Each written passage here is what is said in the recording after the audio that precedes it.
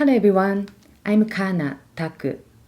Today I want to talk about the habit I have developed to become comfortable writing manuscripts in English, even though it is not my native language. As for my educational background, I got my PhD in 2005 in Nagoya University, Japan. My education and publications were all in Japanese, and I did not start using English until moving to America in 2005. My first English article was published in 2007. I now have over 50 publications in English. I can't really say I love writing manuscripts, but it's a part of my job. And I do love research, so I have a lot of things I want to talk about regarding my research projects. But when I started my career about 14 years ago, writing manuscript in English was a big challenge and very stressful, which is why I needed to develop my own writing habits. I originally received lots of advice about keeping a diary in order to help me write in English every day. But I found that I didn't have many words of my own in English at that point, so it's kind of like this. So I would say maybe I went to school. I met my friend. We had a lunch. I had a soup and salad. It was good. Besides, I didn't see much points to keep a diary because my goal is to write a paper about my research, not my everyday lives. So in order to help me become more comfortable with academic writing in English, I needed to develop some routine. Because if there is a routine, I can just sit down and start. So here is how it works. First, I choose whatever article or chapter I feel like, and I literally just retype it. So let me do it now. Today, I found one article that is about the implicit meaning of my change, which is published in 2006 in Journal of Personality and Social Psychology. So let me just type it, just like always. So instead of having this, I literally just retype it. How have you changed? And when I started 14 years ago, I really have to type like one by one. So how have you changed over the past? And now I do this every day, so I feel more comfortable, so I can do a little bit faster on the surface. Answering this question involves a straightforward process. People need only bring to mind those things about themselves that have gotten better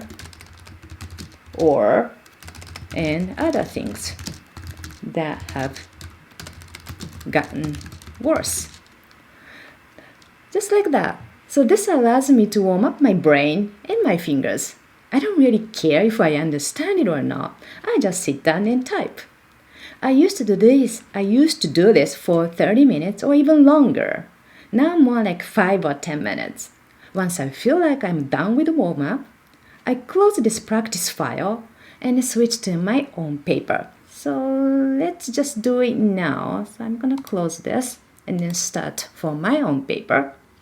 So I have not decided my running ahead. So this will be later. And then I need a title. So the title, perhaps I'm interested in writing post-traumatic growth.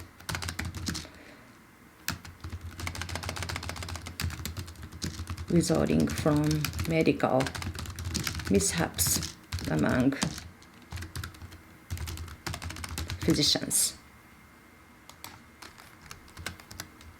Or the title could be, because I'm also interested in the social support, so this should be double space, but it could be role of social support in post-traumatic growth as a result of medical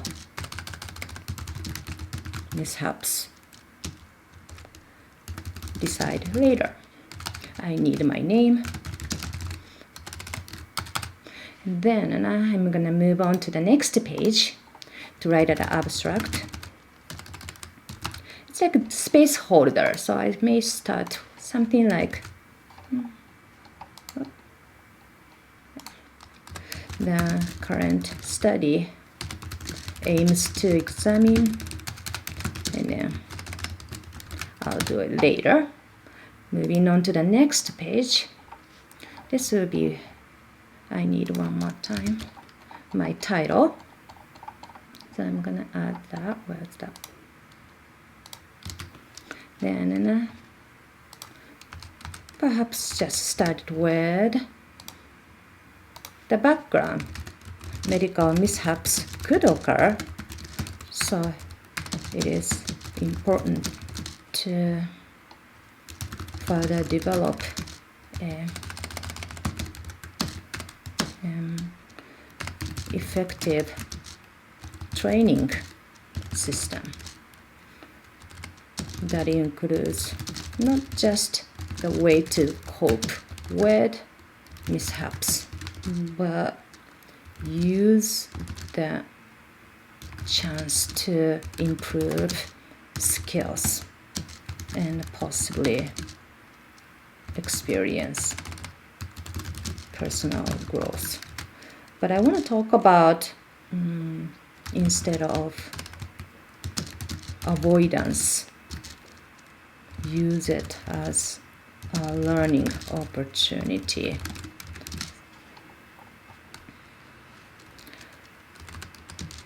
I may need a citation here.